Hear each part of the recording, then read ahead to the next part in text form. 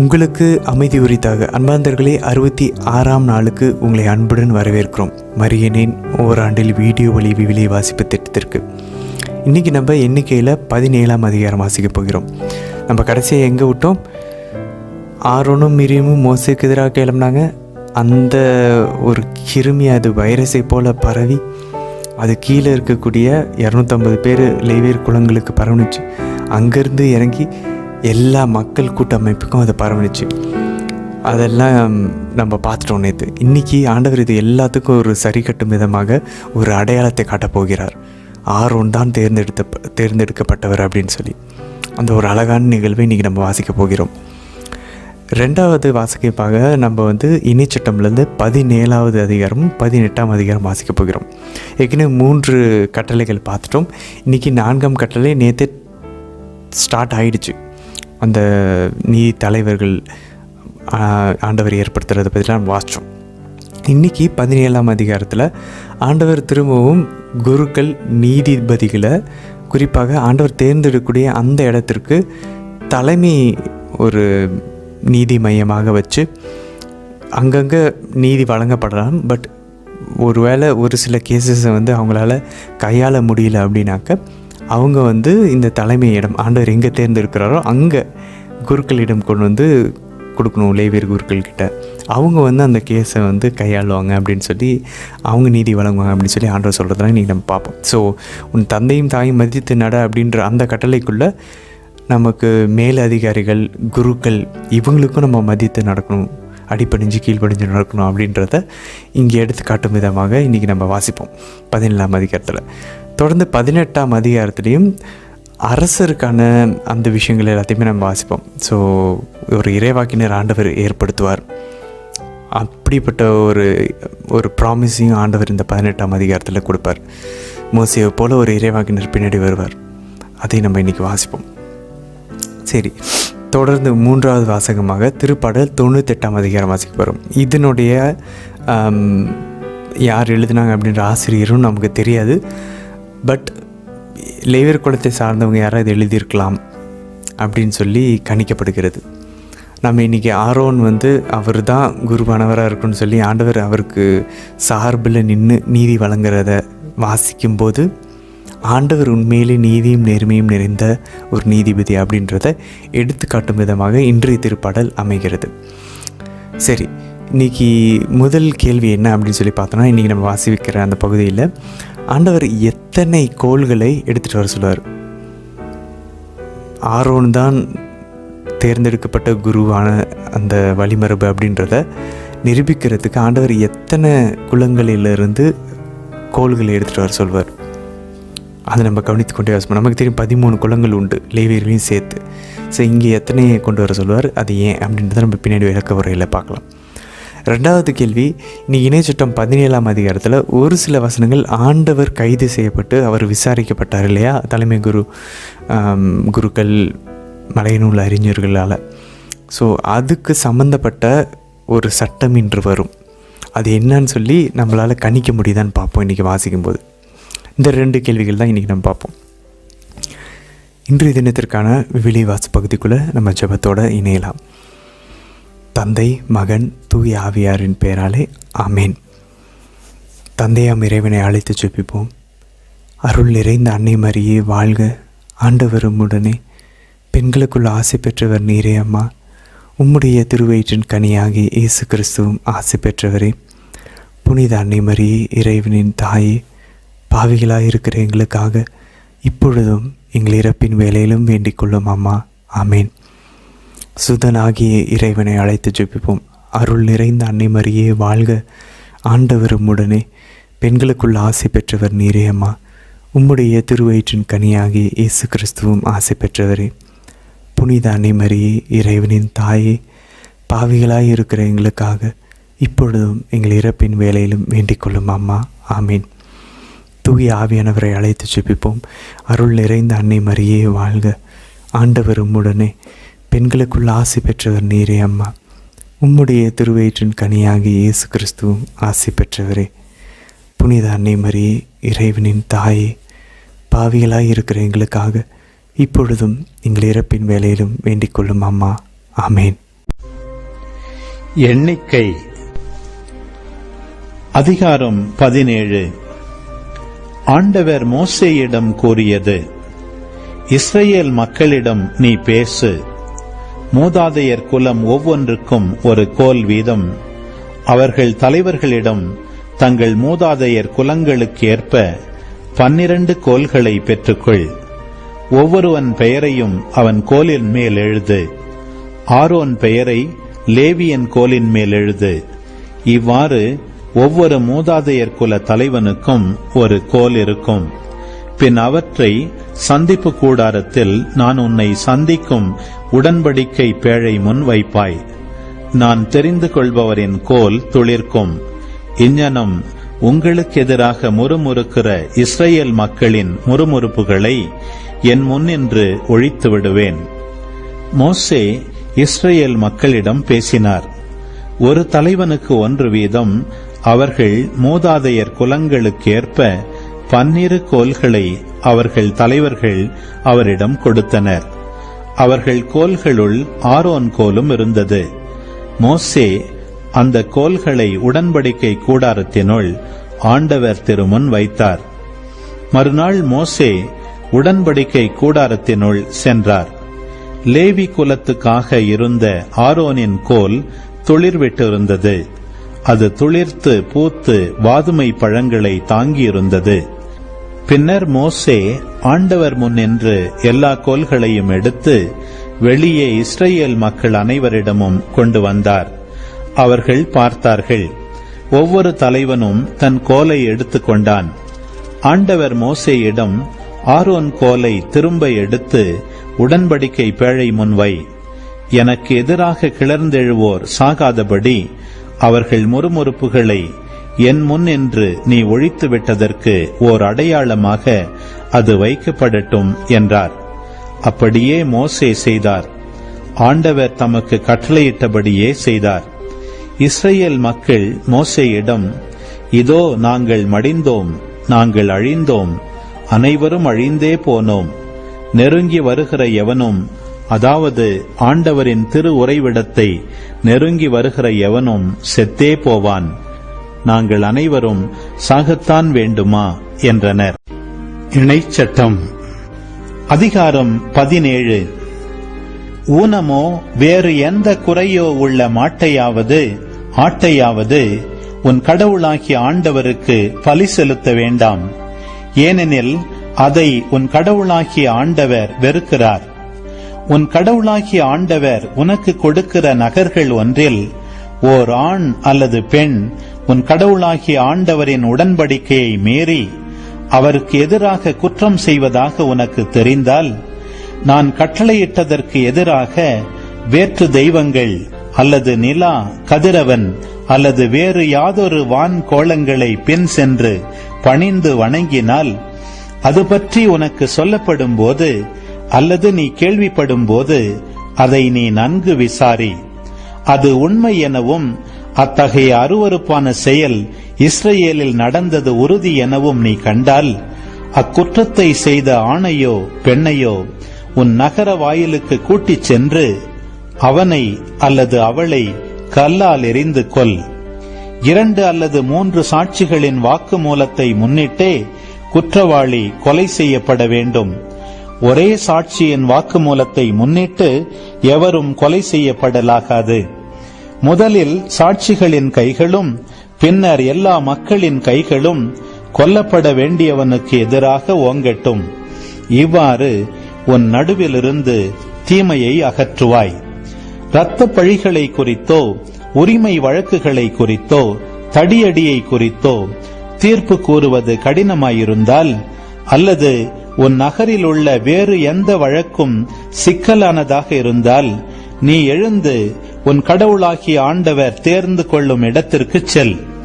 அங்கு லேவியரான குருக்களிடத்திலும் அன்றைய நாளின் நீதிபதிகளிடமும் அறிவுரை கேள்.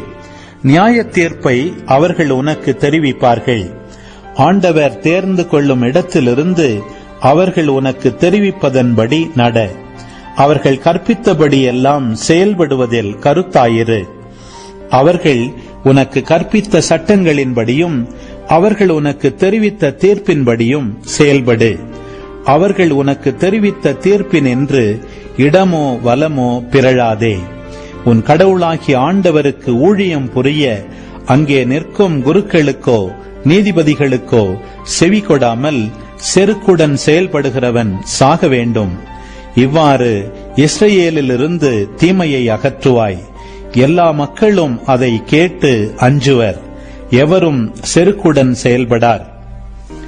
உன் கடவுளாகிய ஆண்டவர் உனக்கு கொடுக்க போகும் நாட்டுக்குள் சென்று அதை உடைமையாக்கி அதில் குடியேறிய பின், என்னை சுற்றிலுமுள்ள எல்லா வேற்றினத்தாரையும் போல நானும் எனக்கு ஓர் அரசனை ஏற்படுத்துவேன் என்று நீ சொல்வாய். அப்போது உன் கடவுளாகிய ஆண்டவர் தெரிந்தெடுக்கும் ஒருவனையே உன் அரசனாக ஏற்படுத்துவாய். உன் இனத்தான் ஒருவனையே உன் அரசனாக்குவாய். உன் இனத்தான் அல்லாத அந்நியன் ஒருவனை உனக்கு அரசனாக நியமிக்காதே. அவன் தனக்கென குதிரைகளை மிகுதியாக்கிக் கொள்ளாமலும் குதிரைகளை மிகுதியாக்கிக் கொள்ளும் பொருட்டு மக்களை மீண்டும் எகிப்துக்கு போகச் சொல்லாமலும் இருக்கட்டும். ஏனெனில் இனி அந்த வழியாக திரும்பவும் செல்லக்கூடாதென ஆண்டவர் உங்களுக்கு சொல்லியுள்ளார். அவன் இதயம் ஆண்டவரை விட்டு விலகாதிருக்க வேண்டுமானால் பல மனைவியரை கொள்ளலாகாது. வெள்ளியும் பொன்னும் அளவு மீறி சேர்க்கலாகாது. அவன் தன் அரசு கட்டிலில் அமர்ந்த பின் லேவியர் ஆகிய குருக்கள் பொறுப்பில் உள்ள இச்சட்ட நூலின் நகல் ஒன்றை தனக்கென ஓர் ஏட்டில் எழுதி கொள்ளட்டும். அதை தன்னோடு வைத்துக் கொள்ளட்டும். அதை நாள்தோறும் அவன் வாழ்நாள் முழுவதும் வாசிக்கட்டும். அதனால் அந்த சட்டத்தின் எல்லா வார்த்தைகளையும் அதன் நீதிமுறைகளையும் நிறைவேற்றுவதன் மூலம் அவன் கடவுளாகிய ஆண்டவருக்கு அஞ்சி நடக்க கற்றுக்கொள்வான். அதனால் அவன் இதயத்தில் இருமாப்பு கொண்டு தன் சகோதரருக்கு மேல் தன்னை உயர்த்தி கொள்ளாமலும் கட்டளைகளிலிருந்து வலமோ இடமோ பிறழாமலும் இருப்பான்.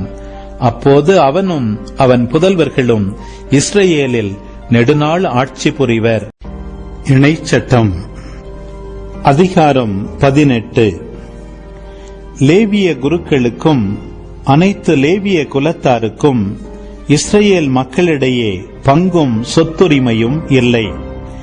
ஆண்டவருக்கென செலுத்தப்படும் எரிபலிகளையும் அவருக்கே உரியவைகளையும் அவர்கள் உண்பார்கள்.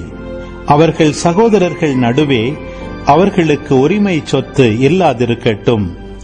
ஆண்டவர் அவர்களுக்கு வாக்களித்தபடி அவரே அவர்களின் உரிமை சொத்து.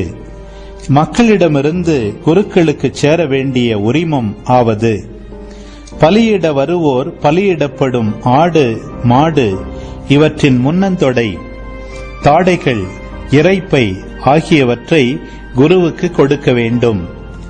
உன் தானியம், திராட்சரசம், எண்ணெய் இவற்றின் முதற் பலனையும் கத்தரித்த ஆட்டு மயிரின் முதற் பங்கையும் அவனுக்கு கொடுக்க வேண்டும்.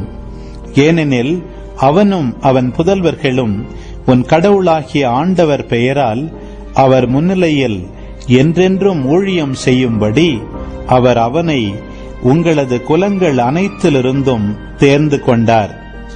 இஸ்ரவேலில் பரவியுள்ள யாதொரு நகரில் வாழும் ஒரு லேவியன் அங்கிருந்து புறப்பட்டு ஆண்டவர் தேர்ந்து கொள்ளும் இடத்திற்கு விரும்பி வந்தால், அங்கே ஆண்டவரின் முன்னிலையில் ஊழியம் செய்யும் லேவியராகிய தன் சகோதரரை போல அவனும் கடவுளாகிய ஆண்டவர் பெயரால் ஊழியம் செய்வான்.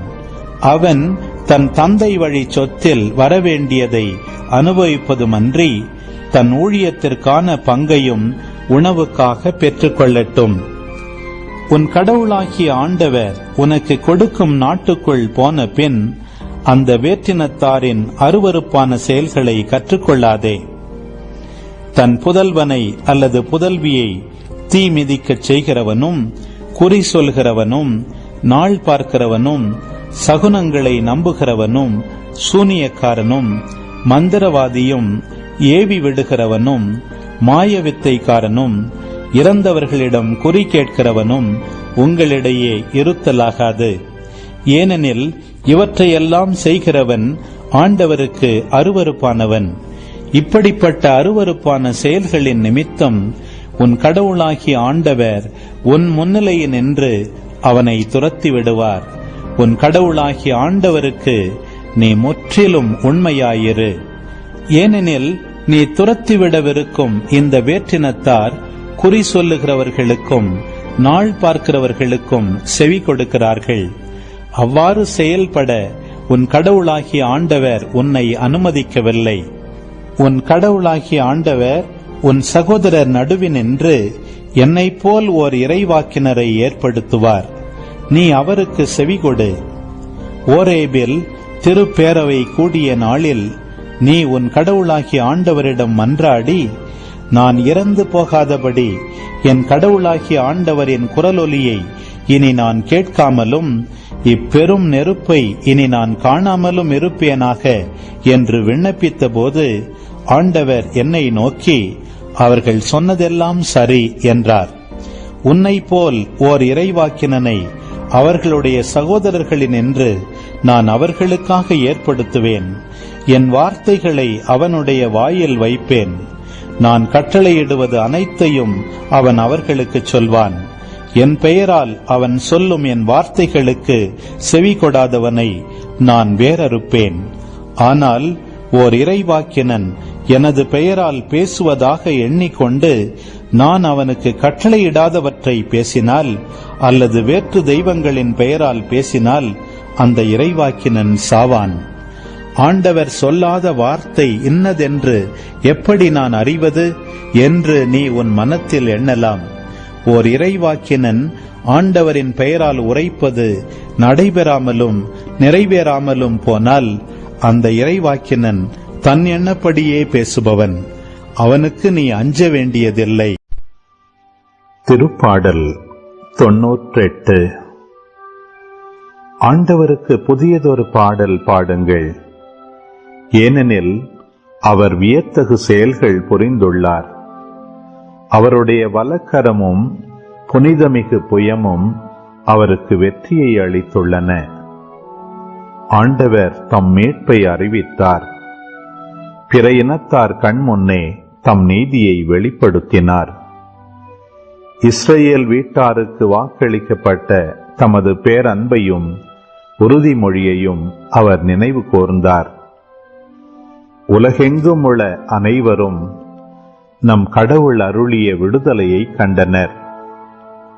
உலகெங்கும் வாழ்வோரே, அனைவரும் ஆண்டவரை ஆர்ப்பரித்து பாடுங்கள். மகிழ்ச்சியுடன் ஆர்ப்பரித்து புகழ்ந்தேத்துங்கள்.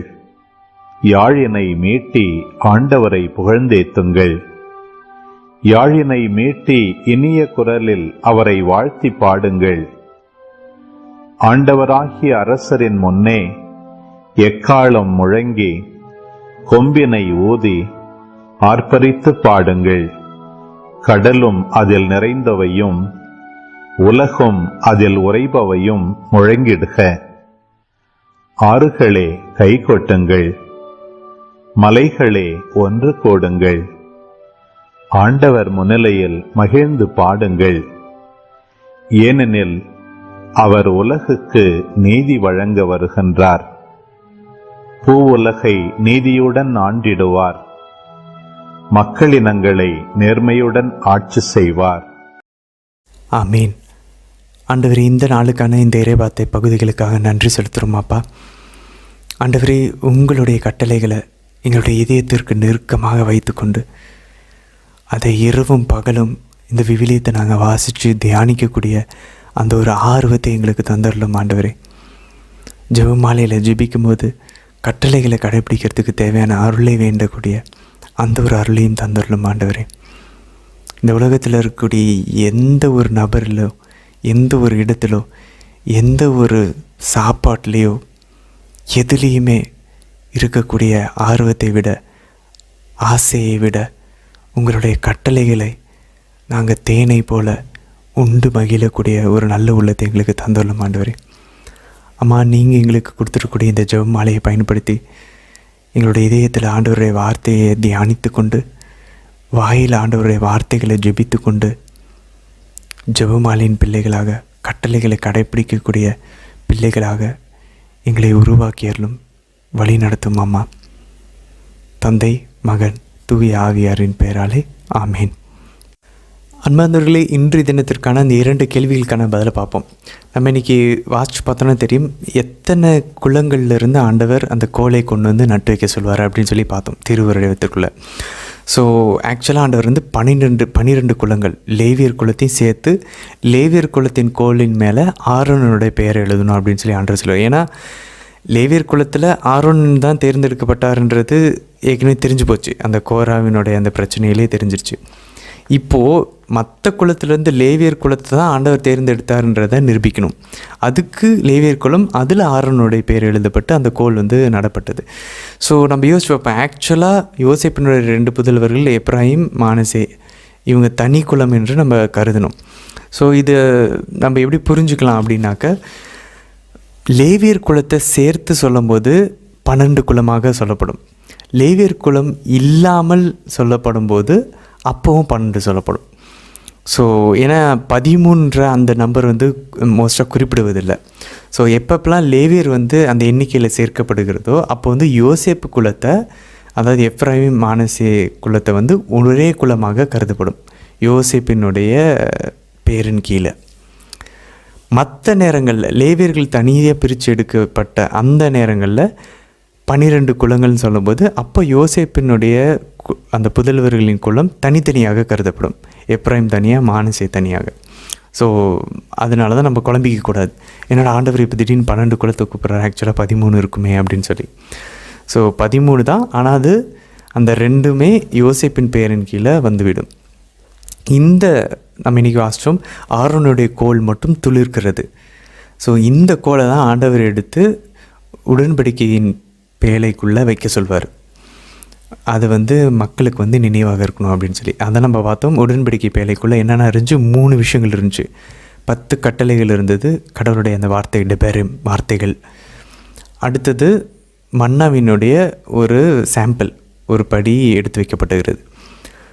ஆண்டவர் அவங்களுக்கு மன்னாவை கொடுத்தார் அப்படின்றத நினைவூட்டும் விதமாக. 3வது ஆரோனுடைய தொழுதுகோல், தலைமை குரு அப்படின்னு சொல்லி நம்ம ஏற்கனவே பார்த்தோம். இது 3யுமே ஆண்டவர் இயேசு நிறைவு செய்கிறார். அவரே இறை வார்த்தையாக வந்தார், அவரே தலைமை குருவாகவும் இருக்கிறார், அவரே வானிலிருந்து இறங்கி வந்த மன்னாவாகவும் இருக்கிறார். இது 3யும் அடக்கிய தெய்வமாக தான் உடன்படிக்கையின் பேழையும் நம்ம பார்த்தோம். ஸோ இதுதான் முதல் கேள்விக்கான பதில்.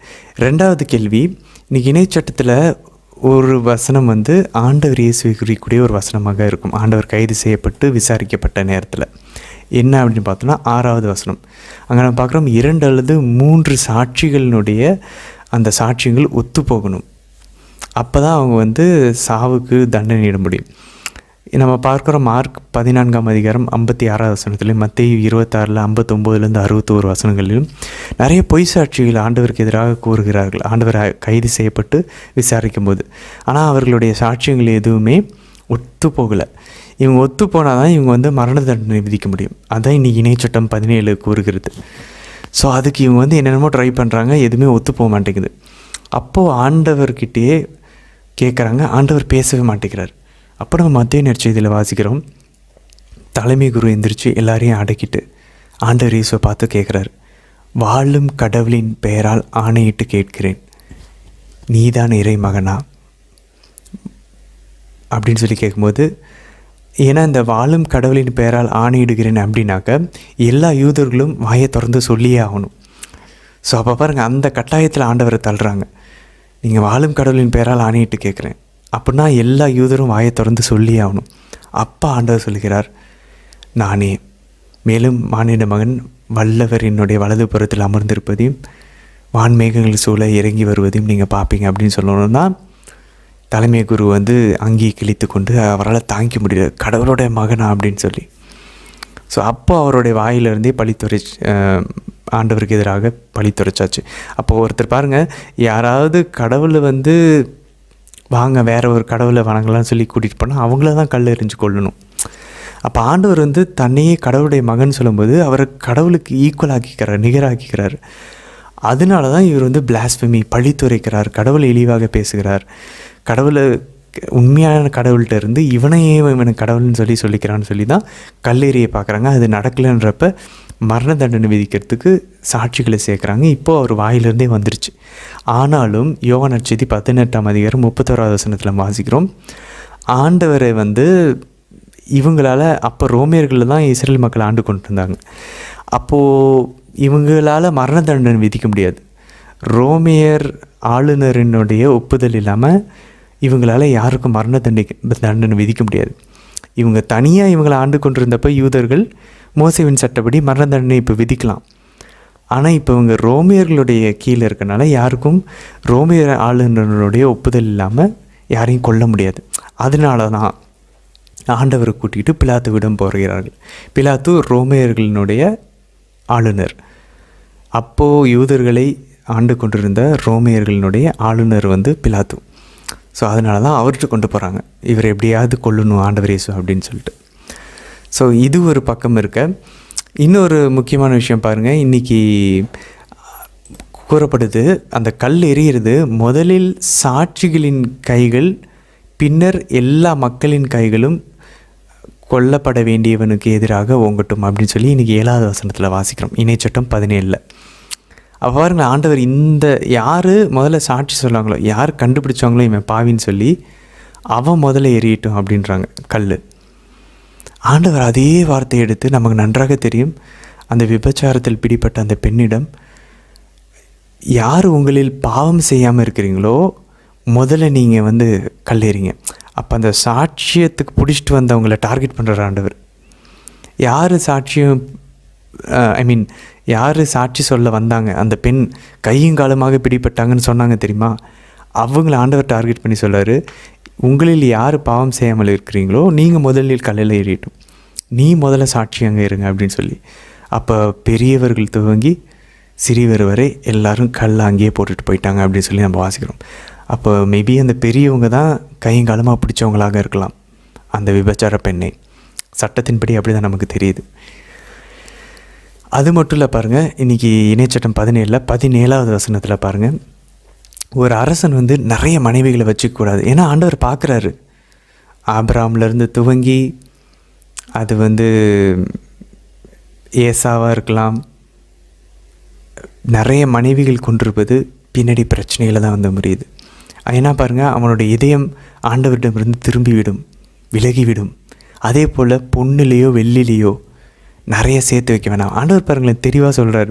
நம்ம யோசிப்போம், நம்ம கடவுள் வணங்கணும், நமக்குலாம் செல்வ செழிப்பே வர மாட்டேங்குது. ஏன்னா செல்வ செழிப்பு வந்தால் நம்ம இதயம் திரும்பிவிடும், கடவுளை விட்டு விலகிவிடும். அதனால தான் ஆண்டவர் அதை கொடுக்கறதில்லை. ஏன்னா அவர் நம்மளை பிள்ளைங்களாக பார்க்குறாரு. ஸோ ஆண்டவர் 2 விஷயம் வேணான்றார், பெண் பொன். இது ஆண்களுக்கு ஒற்று போகிற மாதிரி இருந்தாலும் இதை பெண்களுமே எடுத்துக்கொள்ளலாம். ஸோ உடலுக்கு இன்பம் தரக்கூடிய விஷயங்கள், அதே நேரத்தில் பண ஆசை, இந்த 2ம் நம்ம இதயத்தை கடவுளிடமிருந்து விலக்கிவிடும். அதனால் அளவோடு இருப்பது நல்லது, தேவையை மட்டும் வைத்து கொண்டிருப்பது நல்லது. அது மட்டும் இல்லை பாருங்கள், ஆண்டவர் இன்னொரு அழகான விஷயத்தை சொல்ல பாருங்கள். இன்றைக்கி இணைச்சட்டம் 18லேருந்து 20 அழகான விஷயம். ஒரு அரசன் தவனுடைய அந்த அரியணையில் அமர்ந்த பின் லேவியர்களுடைய குருக்களுடைய பொறுப்பில் இருக்கக்கூடிய இந்த சட்ட நூல்களை எடுத்து, நம்ம பார்த்தோம் அந்த தோரா, மோசேவினுடைய இந்த 5 புத்தகங்கள், பைபிளினுடைய முதல் 5 புத்தகங்களை எடுத்து அவனுக்குன்னு ஒரு நகலை வச்சுக்கிட்டு, ஒரு காப்பி எடுத்துக்கிட்டு அதை தன்னோடு வைத்து கொள்ளட்டும். ஃபஸ்ட்டு அவன் கூட வச்சுக்கிட்டுன்னு சொல்கிறாரு. அதை நாள்தோறும் அவன் வாழ்நாள் முழுவதும் வாசிக்கட்டும். இந்த மாதிரி யார் பண்ணால் நமக்கு ஞாபகம் வருதா? திருப்பாடல் 1, இரவும் பகலும் ஆண்டவருடைய சட்டத்திலே பிரியமாக இருந்து வாசிக்கட்டும். தாவீது அரசர் தான் நமக்கு ஞாபகம் வருவார். இரவும் பகலும் பாருங்கள், இந்த இறை வார்த்தையை வாசிக்கிறதுனால என்ன சொல்லப்பட்டிருப்பாருங்க, அதன் நீதி முறைகளையும் நிறைவேற்றுவதன் மூலம் அவன் கடவுளாகிய ஆண்டவருக்கு அஞ்சி நடக்க கற்றுக்கொள்வான். ஸோ அந்த வார்த்தைகளை திரும்ப வாசிக்கிறதுனால அந்த நீதிமுறைகள்லாம் நம்ம நிறைவேற்ற ஆரம்பிப்போம். அதனால கடவுளுக்கு அஞ்சி நடக்கிறதுக்கு கற்றுக்கொள்வானாம். ஸோ அல்டிமேட்டாக நம்ம இந்த பைபிள் படிக்கிறதுனால ஆண்டவருக்கு அஞ்சி, நம்ம ஏற்கனவே பார்த்த அந்த 5 விஷயங்கள் தான், ஆண்டவர் வழியில் தீமையை விட்டு விலகி ஆண்டவரோட வழியில் நடந்து, ஆண்டவர் அன்பு செஞ்சு, அவருக்கு சேவை செஞ்சு, அவருடைய கட்டளைகளை கடைப்பிடிச்சு நடக்கணும். இந்த 5 விஷயங்கள் தான் எல்லாம் மொத்த சாராம்சமும் இதுதான் சொல்லுது. ஸோ அது எப்படி பண்ணுறது? நமக்கு மைண்டில் உடனடியாக ஆக்சசபிளாக இருக்கணும். நம்ம மனசு சிந்தை ஃபுல்லாக அவருடைய கட்டளைகள் தான் நிரம்பியிருக்கணும், இறை வார்த்தை தான் நிரம்பியிருக்கணும். அப்போ அதை நம்ம அடிக்கடி படிக்கணும், அடிக்கடி அதை நம்ம தியானிக்கணும், அதை யோசித்து அதை மைண்டில் ஆசை பண்ணணும். ஓ இப்படி சொல்லியிருக்காரு, அது அப்படி நடக்குமா? பைபிளை பற்றி யோசிச்சுக்கிட்டு இருந்தோன்னா, புனிதருடைய வாழ்க்கையை பற்றி யோசிச்சுட்டு இருந்தோன்னா அவங்கள போல் ஆகும். நம்ம சினிமாவோ இல்லை நியூஸோ இல்லை காமெடி இப்படி நம்ம மற்றவங்களோட கடவுளை பற்றி இல்லாத மற்ற விஷயங்களை பற்றி பேசிக்கிட்டு இருக்க அந்த விஷயங்கள் தான் நமக்குள்ளே போயிட்டுருக்கும். ஸோ யோசிச்சு பார்ப்போமே, அவர் சொல்கிற பாருங்க 20ஆம் வசனத்தில், அவன் இதயத்தில் இருமாப்பு கொண்டு தன் சகோதரர்களுக்குள் மேல் தன்னை உயர்த்தி கொள்ளாமலும் கட்டளைகளிலிருந்து வளமோ இடமோ பிறழாமல் இருப்பான். அப்போ பாருங்களேன், அந்த தலக்கணம் வராமல் நான் தான் பெரிய அரசன்னு சொல்லி உயர்த்தாமல் தாழ்ச்சியோடு இருந்து வடமோ இடமோ அவர் விலகாமல் இருக்கணும். அப்படின்னாக்க அந்த கட்டளைகளை கடைப்பிடிக்கணும், அதை இரவும் பகலும் தியானிக்கணும், ஆண்டவருக்கு அஞ்சு நடப்பான். யோசிச்சு பார்ப்போமே, இப்படிப்பட்ட ஒரு குடியரசுத் தலைவர், இப்படிப்பட்ட ஒரு பிரதம மந்திரி, முதலமைச்சர், கவுன்சிலர், ஏரியா கவுன்சிலர், அப்படிப்பட்ட ஒரு கம்பெனியினுடைய ஒரு தலைவர், பாஸ், ஒரு டாக்டர், ஒரு ஸ்கூல் டீச்சர், பிரின்சிபல், அம்மா அப்பா, ஒரு குருக்கள், கன்னியர்கள், இப்படி எப்பயுமே இதயத்துக்கு நெருக்கமாக பைபிளை கட்டி பிடிச்சிக்கிட்டு கையில் மட்டும் இல்லை, சிந்தையில் ஆவிக்குரிய வகையில் வார்த்தைக்கு நெருக்கமாக இருக்கக்கூடிய இந்த தலைவர்கள், அம்மா அப்பா, குடும்ப தலைவர்களாக இருக்கட்டும், நாடு தலைவர்களாக இருக்கட்டும், திருச்சபையின் தலைவர்களாக இருக்கட்டும் இருந்தாங்கன்னா யோசிச்சு பார்க்கங்களேன், அவ்வளோ தாழ்ச்சியாக இருப்பாங்க. அவங்களுடைய நீதி வேறு லெவலில் இருக்கும். அவங்களோட இரக்கம், அன்பு, இறை வார்த்தையே ஜெபிச்சு அதையே தியானிக்கக்கூடியவங்க. பாவம் அவங்களும் செய்ய மாட்டாங்க, மற்றவங்களையும் பாவம் செய்யாமல் தடுப்பாங்க. ஒரு சின்ன அசைவு கடவுளுடைய கட்டளை விட்டு, ஆண்டவருடைய நீதியும் பரிசுத்தத்தை விட்டு லைட்டாக விலகிற மாதிரி ஏதாச்சும் ஒரு பாலிசியோ ஒரு ஆலோசனையோ வந்தால் உடனே அவங்களுக்கு தெரிஞ்சிடும், கண்டுபிடிச்சிருவாங்க, இது சாத்தான்ட்டு இருந்துன்னு விலக்கிடுவாங்க. அந்த நாடு, அந்த வீடு, அந்த திருச்சபை பரிசுத்தமாக இருக்கும், ஆண்டவருடைய நீதியிலையும் அன்பிலும் வழி நடத்தப்படும். அப்போ பாருங்கள் எவ்வளோ அழகான ஒரு உலகம் படைக்கப்படும். ஆண்டவர் அதுக்கு எதிர்பார்க்குறது ஒன்று தான், யாராவது ஒருத்தர் தலைமையில் இருக்கவங்க ஆண்டவருடைய வார்த்தைக்கு அதை எல்லாத்த விடையும் அதிகமாக நேசிக்கிறவங்களா இருக்கணும், கடவுளை நேசிக்கிறவங்களா இருக்கணும், அவருக்கு அஞ்சு நடக்கிறவங்களா இருக்கணும். அவ்வளோதான். அப்படி தான் தாவீது நடந்தார். அவரும் ஒரு மனித இயல்பில் பாவம் செஞ்சார், ஓகே. பட் ஆனாலும் உடனடியாக ஆண்டவரிடம் திருப்பி மன்னிப்பு கேட்டார். ஸோ ஆட்டோமேட்டிக்காக பாருங்கள், ஆண்டவர் தாவீதை பார்த்து பாவம் செஞ்சதுக்கப்புறம் மனமாறினதுக்கப்புறம் ஆண்டவர் சொல்கிறாரு, என் மனதுக்கு நெருக்கமானவர்னு சொல்லி. அந்த ஒரு தலைப்பு பின்னாடி ஆண்டவர் இயேசுக்கு மட்டும்தான் யோவான் நற்செய்தி 1 அதிகாரத்தில் நம்ம பார்க்குறோம்.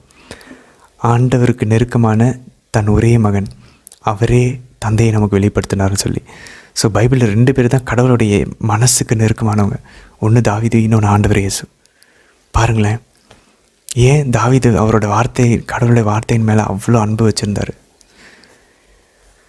18ஆம் அதிகாரம் இணைய சட்டமில் பாருங்கள், 10லேருந்து 12 வசனங்கள் நம்ம திரும்ப பார்த்துட்ருக்கோம். முதல் கட்டளைக்கு எதிரான பாவம், தீ மிதிக்க சொல்கிறது, குறி சொல்கிறவங்ககிட்ட போகிறது, நாள் பார்க்குறது, சகுனம் பார்க்குறது, சகுனத்தை நம்புறது, சூனியக்காரர்களிடம் போகிறது, மந்திரக்காரங்கக்கிட்ட போகிறது, ஏவி விடுறது, மாய வித்தை காட்டுறவங்கக்கிட்ட, இறந்தவர்களிடம் குறி கேட்குறது, இதெல்லாம் இருந்தால் ஆண்டவர் சொல்ல பாருங்க, இதெல்லாம் ஆண்டவருக்கு அருவருப்பானவன், அதை செய்கிறவன்.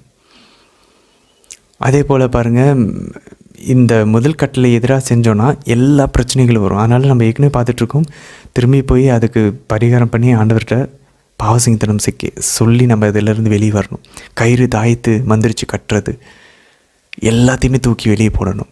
அதுவே நம்ம பிரச்சனைகளுக்கும் தடைகளுக்கும் பாவத்துக்கும் காரணமாக இருக்கலாம். கடவுளுடைய ப்ரொட்டெக்ஷன்லேருந்து நம்மளை வெளியே எடுத்துருச்சு, பாதுகாப்புலேருந்து. திரும்பி கடவுளுடைய பாதுகாப்புக்குள்ளே அவருடைய சிறகுகளின் நிழலுக்குள்ளே வரணும். ஸோ அப்படின்னா இதை தூக்கி வெளியே போடணும்.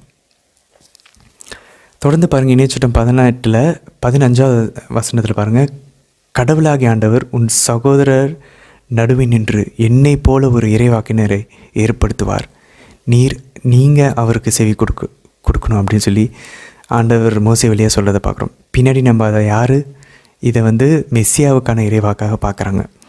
ஸோ நம்ம பார்க்குறோம், ஆண்டவர் அந்த தாபோர் மலையில் உருமாற்றம் அடைஞ்ச போது, இவரே நான் அன்பார்ந்த மகன், இவரையில் நான் பூரிப்படுகிறேன், இவருக்கு செவி சாயுங்கள். ஸோ அவருக்கு நீங்கள் செவி கொடுங்கன்னு சொல்கிறாங்க. அந்த ஆண்டவர் இயேசு வந்ததுக்கப்புறம் தந்தை அதை உறுதிப்படுத்துகிறார், இவருக்கு செவி கொடுங்க. மாதவா அதான் சொல்கிறாங்க, அவர் சொல்வதை செய்யுங்கள். ஸோ அந்த இறைவாக்கினர் ஒரு புதிய மோசேவை போல் ஒருத்தர் வருவார்னா அது புதிய மோசே ஆண்டவர் இயேசு தான். அதே போல் பாருங்கள், இன்னொரு முக்கியமான விஷயம் இதுதான் கடைசி ஒரு அப்சர்வேஷன், முக்கியமான ஒரு குறிப்பு. இணையச்சட்டம் 18 22வது வசனத்தில் பாருங்கள், நமக்கு ஒரு வேளை ஒருத்தர் யாரோ ஒரு ஃபாதரோ ஒரு சிஸ்டரோ சொல்கிறாங்க, ஒரு ப்ரீச்சர் சொல்கிறாங்க, ஒரு பிரசங்கிக்கிறவங்க சொல்கிறாங்க, ஒரு கனவு நமக்கு வருது, இல்லை ஏதோ ஒரு காட்சி பார்க்குறோம், இல்லை ஏதோ ஒரு சிந்தனை நமக்கு வருது, ஒரு ஆலோசனை கடவுளுடைய வாய்ஸ் மாதிரி ஏதோ ஒன்று கேட்குது. இது கடவுள்கிட்டருந்து வருதா, இல்லை சாத்தானிடமிருந்து வருதா, இல்லை என்னுடைய யோசனையா? இதை நம்ம கண்டுபிடிக்கணும் அப்படின்னா ஆக்சுவலாக அதை நம்ம ஜபத்திலேருந்து பகுத்தறியும் போது கண்டுபிடிக்கலாம். இப்படி லோயலா நாசியார் தான் ஆன்மீக பயிற்சிகளை நமக்கு சொல்கிறாரு. பட் அதை தாண்டி ஜென்ரலாக நம்ம நேற்று பார்த்தோம், எதெல்லாம் மன அமைதியை தரக்கூடியதோ அதெல்லாம் கடவுளிடமிருந்து வருகிறது. மன அமைதியை குலைக்கக்கூடியது சாத்தானிடமிருந்து. சந்தேகத்தை கூறுவது, எதிர்மறையான எண்ணங்கள், நம்மளை தாழ்வு மனப்பான்மை கொண்டு போகிறது, கடவுளிடமிருந்து பிரிக்கக்கூடிய, கடவுள் மேலே ஒரு வெறுப்பு கொண்டு வருது, இதெல்லாம் சாத்தானிடமிருந்து வருது. நம்மளால் முடியாது, எதுவுமே இல்லை, அவ்வளோதான் முடிஞ்சிச்சு, இதெல்லாம் சாத்தானிடமிருந்து வருது. நேர்மறையாக எதிர்நோக்கு கொடுக்கக்கூடியது, நம்பிக்கையை கொடுக்கக்கூடியது, அமைதியை மனசு கொடுக்கக்கூடியது, ஆறுதலை கொடுக்கக்கூடியது ஆவியானவரிடமிருந்து வருது. பட் அதை தாண்டி ஒரு சில கனவுகள், இந்த மாதிரி ஒரு சில பேர் சொல்கிறதெல்லாம் நடக்குமா அப்படின்னு சொல்லி பார்த்தோன்னா, நம்ம இன்றைக்கி வாசிக்கிறோம் இணையச்சட்டம் 18 22வது வசனத்தில், அந்த இறைவாக்கு உரைக்கப்பட்டது, அந்த கனவு இல்லை அந்த ஒரு ஆலோசனை நடந்துச்சுன்னா, நிறைவேறியது என்றால் அது கடவுளிடமிருந்து வந்துச்சு. அப்படி இல்லைன்னா அதை பார்த்து நம்ம அஞ்ச வேண்டிய அவசியம் இல்லை, அதை பார்த்து நம்ம குழப்பிக்க வேண்டிய அவசியம் இல்லை. சரி, நம்ம தொடர்ந்து பயணிப்போம் அன்பார்ந்தவர்களே. நாளை தினத்திற்கான வீடியோவில் நம்ம சந்திக்கலாம். ஆமேன்.